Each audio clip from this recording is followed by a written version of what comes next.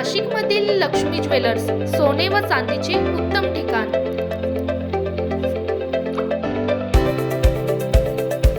ताज्या बातम्या बघण्यासाठी स्टार लोकशक्ती न्यूज चॅनलला सबस्क्राइब करा आणि बेल आयकॉनला प्रेस करा।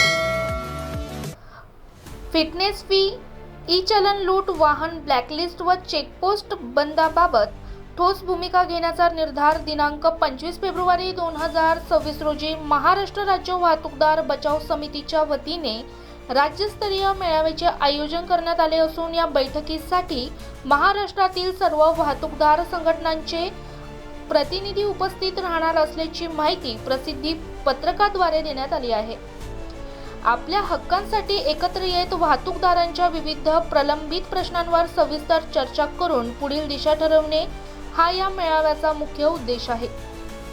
बैठकीत 15 ते 20 वर्षावरील वाहनांवर आकारण्यात येणाऱ्या अन्यायकारक फिटनेस फी वाढीच्या मुद्द्यावर चर्चा होणार आहे। तसेच फिटनेस सेंटरमधील कथित भ्रष्टाचार व ऑटोमेटेड टेस्टिंग सेंटरच्या विषयावरही भूमिका स्पष्ट केली जाणार आहे। ई चलन प्रणालीमुळे होत असलेली कथित आर्थिक लूट आणि 45 दिवसांत दंड न भरल्यास वाहन ब्लॅकलिस्ट करण्याच्या निर्णयाबाबत वाहतूकदारांमध्ये तीव्र नाराजी व्यक्त होत असून या संदर्भात ठोस निर्णय घेण्यात येणार आहे। याशिवाय वाहनांवर होणारी चुकीची कारवाई, राज्यातील चेकपोस्ट बंद करण्याची मागणी आणि रिक्षा टॅक्सी कल्याणकारी मंडळाच्या धर्तीवर वाहतूकदारांसाठी स्वतंत्र महामंडळ स्थापन करण्याची गरज यावरही सखोल चर्चा होणार आहे। प्रसिद्धी पत्रकात नमूद केल्याप्रमाणे परिवहन व ट्रॅफिक पोलीस विभागाकडून वाहनधारकांची होत असलेली कथित पिळवणूक व फसवणूक थांबवण्यासाठी सर्व संघटनांनी एकत्र येण्याचे आवाहन करण्यात आले आहे। जिल्हा व तालुका स्तरावरील सामाजिक व राजकीय संघटनांनाही या बैठकीस उपस्थित राहून पुढील लढ्याची दिशा ठरवण्यात सहभाग नोंदवण्याचे आवाहन करण्यात मान्य केले। हा लढा फक्त वाहतूकदार म्हणून लढण्यासाठी आम्ही सर्व एकत्रित सज्ज आहोत, असा निर्धार समितीच्या वतीने व्यक्त करण्यात आला आहे। पुढील काळात आंदोलनाचा पवित्रा घेतला जाईल, हा निर्णय या बैठकीत घेण्यात आला।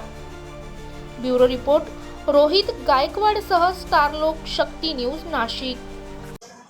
राज्यशाही मेळाव्याच्या माध्यमातून जे एक जाचक असे नियम आणि अटी या वाहतूकदारावरती लादल्या जातात, त्याच्यावरती एक विचारमंथन शिबिर असं आम्ही या ठिकाणी आयोजित केलेलं होतं। आणि या विचारमंथन शिबिरामधून येणाऱ्या काळामध्ये याच्यावरती असा ठोस निर्णय आणि तोडगा काढण्यासाठी काय उपाययोजना करता येतील याच्यावर एक रणनीती ठरवण्यात येईल। आणि येणाऱ्या काळामध्ये प्रशासकीय यंत्रणेला आणि संविधानिक पद्धतीने ते टिकेल अशा पद्धतीचं एक आंदोलनाची दिशा आम्ही येणाऱ्या काळामध्ये ठरवणार आहोत।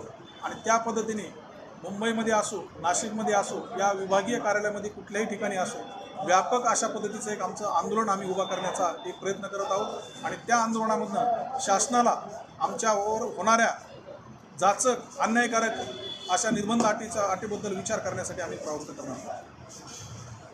नमस्कार, मी उदयसिंह बर्गे, वाहतूकदार बचाव कृती संघटना मुंबई अध्यक्ष। आज शासनानं जे वाहतूकदारांवर कडक निर्बंध लावले आहेत, नवनवीन नियम, दर महिन्याला एक वेगळा काहीतरी नियम येतो आहे, ज्यामुळं वाहतूकदारांचं कंबरडं मोडलं जातं आहे आणि सर्व अर्थकारण त्याचं बिघडतं आहे। लोकांची EMI जात नाहीत, महसूल म्हणजे जो शासन समजतं आहे की आमच्यावर जे दंड आहेत ते महसुलाचं साधन समजतं आहे शासन, तिजोऱ्या रिकाम्या आहेत, त्यामुळे दररोज प्रत्यक्ष टार्गेट दिलं जातं आहे कर्मचाऱ्यांना वसुलीचं। त्यामुळं या विरोधात आवाज उचलण्यासाठी महाराष्ट्रातील प्रमुख जिल्ह्यातून जवळजवळ 27-28 जिल्ह्यातून या ठिकाणी आज पदाधिकारी जमले आहेत आणि या ठिकाणी पुढील आंदोलनाची दिशा ठरवणार आहेत। संविधानिक पद्धतीनं कसं आंदोलन करता येईल या संदर्भात आज या ठिकाणी आमची चर्चा झाली आहे। ओके। अध्यक्ष मोटर मालक कामगार वाहतूक संघटना, आज या ठिकाणी महाराष्ट्रातील सर्व वाहतूकदारांची एक बैठक आयोजित केली होती।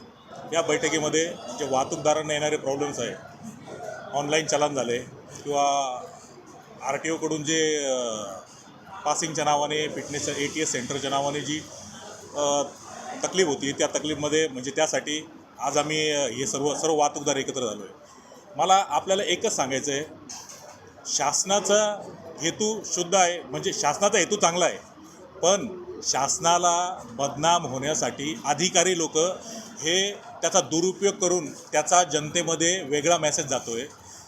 अधिकाऱ्यांच्या मनमानीने काम करून आमच्या वाहतूकदारांना लुटण्यात येतं आणि ही लूट झाल्यामुळे शासनावरचा विश्वास हा जनसामान्य माणसातून म्हणजे आमच्या वाहतूकदारांमध्ये शासनावरचा विश्वास उडत चालला आहे.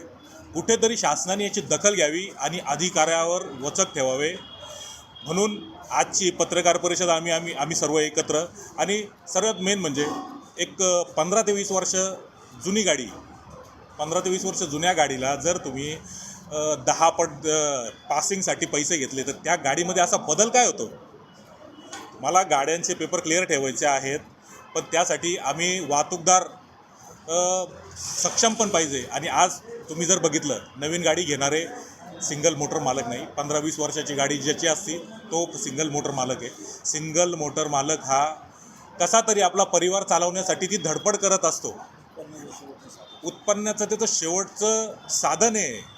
उद्या जर तुम्ही ती 15 आणि 20 वर्षाच्या गाडीला तुम्ही एवढा दंड केला म्हणजे आजच्या तारखेला 20 वर्षाच्या पुढच्या गाडीला 28,000 फी आणि असे छोटे मोठे स्पीड गव्हर्नरचे याचे त्याचे असे जाचक या म्हणजे एक एजन्स्या खोललेल्या आहे. अधिकारी लोकांनी एक अशा एजन्स्या खोलल्या आहे का त्या वाहतूकदारांच्या चमडीसुद्धा उधळायला कमी करत नाही आहे.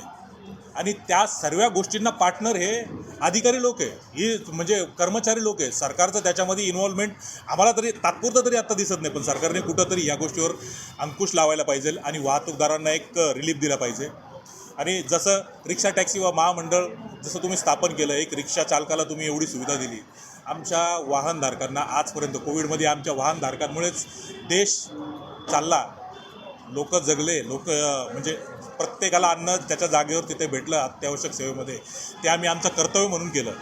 पण आज आमच्या वाहनधारकाला कोणतीही किंमत नाही. अधिकारी वर्ग हे आम्हाला कुठेही गिनत नाही. आम्हाला खूप त्रास आहे आणि आज आमची म्हणजे सहनशीलता संपलेली आहे.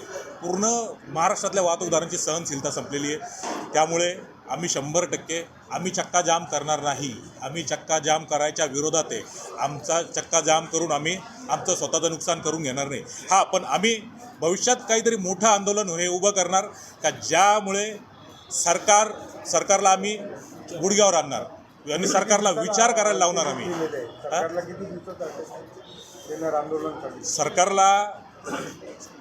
सरकारला अजून अल्टिमेटम नाही आहे, पण आता आमची 8 दिवसात परत एक मीटिंग होणार. आज फक्त सर्वांचे आम्ही व्ह्यू घेतले. 8 ते 10 दिवसात आमची एक परत राज्यस्तरीय मीटिंग होणार मुंबईला किंवा तिथे, आणि त्या दिवशी आम्ही अल्टिमेटम देणार. आणि टोटल ऑल ओव्हर महाराष्ट्र. आज इथे महाराष्ट्राची मीटिंग झालेली आहे, नाशिकची नाही. महाराष्ट्रातलेच पदाधिकारी आलेत. मुंबईचे बर्गे हे पण महाराष्ट्र अध्यक्ष आहेत, बाबा सानपजी पण मोठे आहेत याच्यावरती, आणि मी पण महाराष्ट्र